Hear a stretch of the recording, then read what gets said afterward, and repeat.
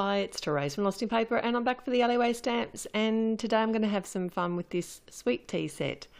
I thought it would make a really nice set for a wedding card, and when I think weddings I think nice soft pretty colours, and I decided to do some watercolouring with my distress inks.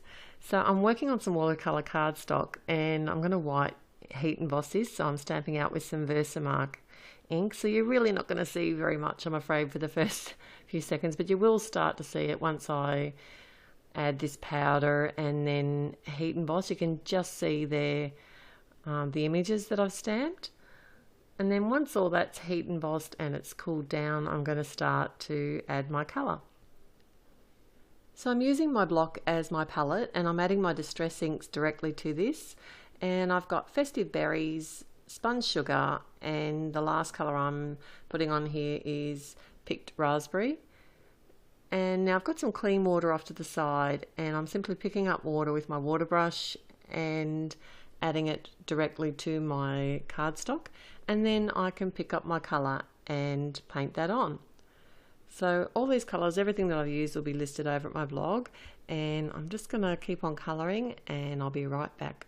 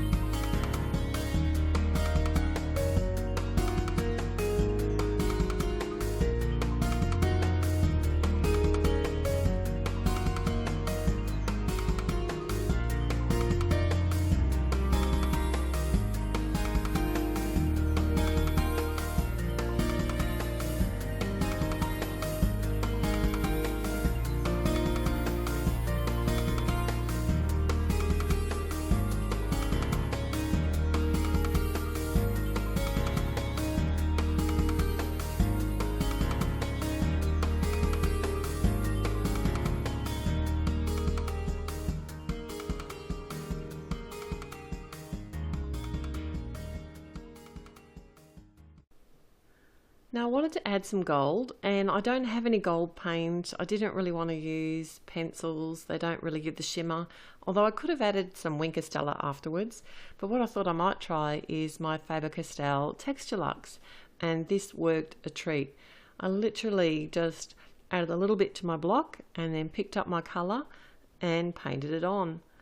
And then in the larger areas I could just simply add some water and just use it like a normal watercolour. So I'll keep on going and I'll be right back again.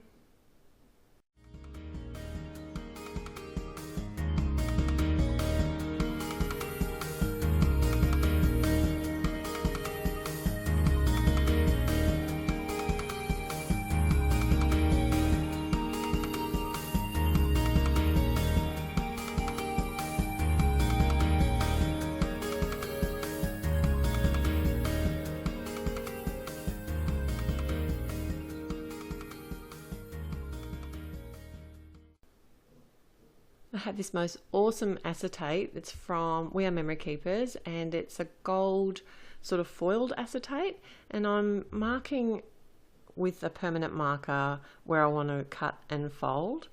So I'm simply just going to cut this the same size, the width of my card, but it's a little bit longer, and then what I'm going to do is actually score at the top where my card's going to be. Acetate is difficult to score, but you can do it. And then I just pressed on that score line with my bone folder, and then I can simply overlay that on the top of my card and hold that in place with some adhesive on the back, and I can cover that up with a little piece of design paper afterwards so no one will ever see that tape. And now I'm just working out the layout of my cake and flowers on the front of the card. Because the acetate is a little bit bendy, I am going to hold it in place just with a little bit of stamp runner there. And now I can pop up my images, and I'm just using some 2mm foam tape here.